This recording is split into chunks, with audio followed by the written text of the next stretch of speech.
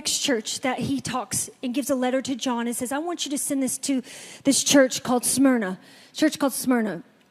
It's definitely a weird name, the Smyrna. But this church was a highly persecuted church. Because they were believers, they were Christians, but their families were dying, their children were being killed. The pastor, if you look this up and you study, his name is Polycarp. At 86 years old, he was drugged from his home. He would say, renounce. They told him, renounce God. We're gonna kill you. We're gonna burn you at the stake. He wouldn't do it. So this guy, the pastor of the church, was burned at the stake. I mean, can you imagine this right now? This is me or pastor, just the government coming in, grabbing us and saying, you need to renounce Jesus, or you're going to be burned, you're going to be killed. This is the intensity of the persecution that's happening. And so this is what he writes in Revelations 2, verse 8. Write this letter to the angel of the church in Smyrna. This is the message from the one who is the first and the last. Come on, I love that he wants to remind us all. He's the first and he's the last. He was dead, but come on, he's alive. I know. Turn to your neighbor and say, he knows. He knows. I know about your suffering. I'm not distant from your hurt. I'm not far from your pain. This is a theme throughout this whole, every letter says, I know. He's felt it all. He's experienced rejection. He's experienced persecution. Aren't you glad that you serve a God that's empathetic to what you're walking through? And he says, I know. I'm here. I haven't left you. But in this life, there's going to be trouble. But take heart, for I have overcome the world. Oh, death, where is your sting? He took the sting of death, so now I don't have to experience death. I have a whole open path to go to heaven. Listen, there's going to be trouble. He says, I'm with you in it all. He says, there's going to be, I know your afflictions and your poverty, but you are rich. Now, I want you to know that we're talking about Smyrna, but how many know that this is happening in our world today? This is happening all over. If you open up your eyes, I began to look on videos, and I was just kind of blown away with some of the religious persecution that was happening when it comes to Christianity and all over the world. I want to, if it's okay, turn your attention to the screens for a very moving video that has to do with China, what's happening in China. So go ahead and take a look. Let me finish with this story. We go to China from time to time, and we train leaders. And this time we brought up 22 leaders from the Hunan province, and they rode 13 hours on a train to get to a hotel that they came up 2 by 2 in these elevators so as to not draw any attention. And then they got to a hotel room, a little apartment room. It's only about 700 square feet in the little living room, no air conditioning, hardwood floor, 22 sat there. I came in, and when you teach in China, you start at 8 in the morning and you don't get done till 5 at night. You teach the whole day. They were sitting there, all 22 of them, and I looked around and I said, now, if we get caught, what will happen to me? They said, oh, you'll get deported in 24 hours and we'll go to prison for 3 years. I said, you're kidding. How many of you have been in prison for your faith? Out of 22, 18 raised their hands. I thought, no way. I looked at him and I said, you 22 people, how many people do you oversee? Because they were all of these small group leaders, underground church leaders in the Hunan province.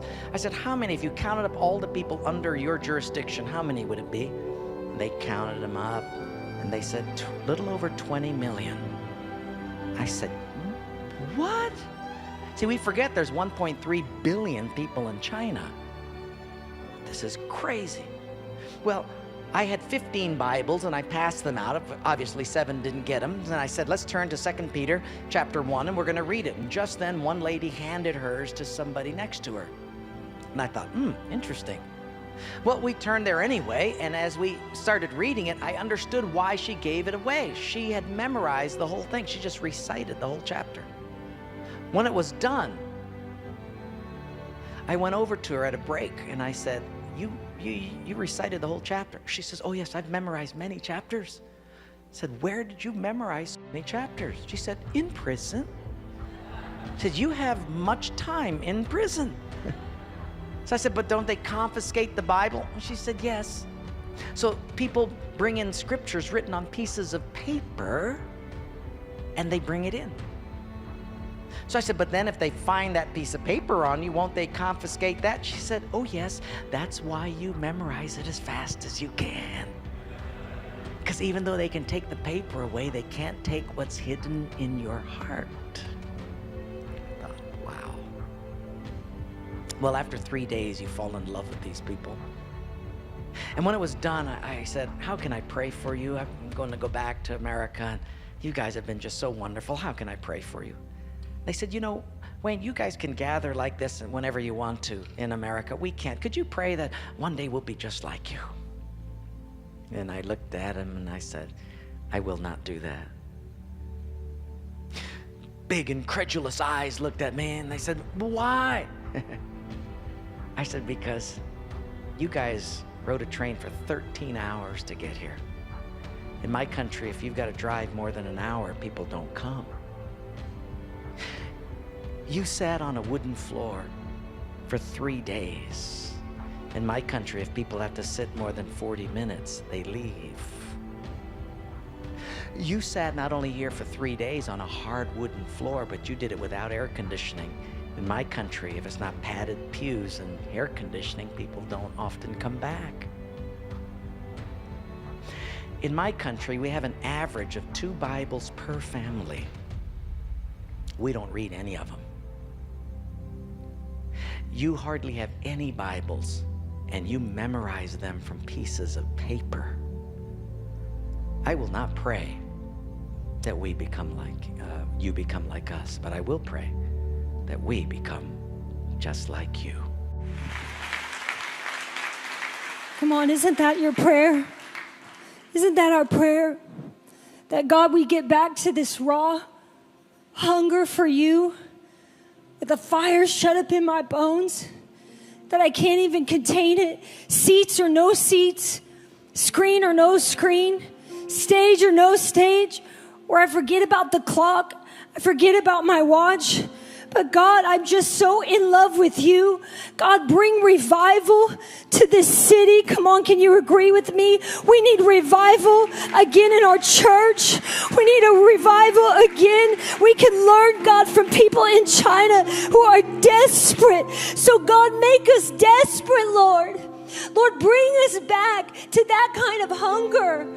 I don't want to be numb to this anymore. I don't want to be numb to this anymore. But God, take me back. It's a call to repentance. This is a call to consecration.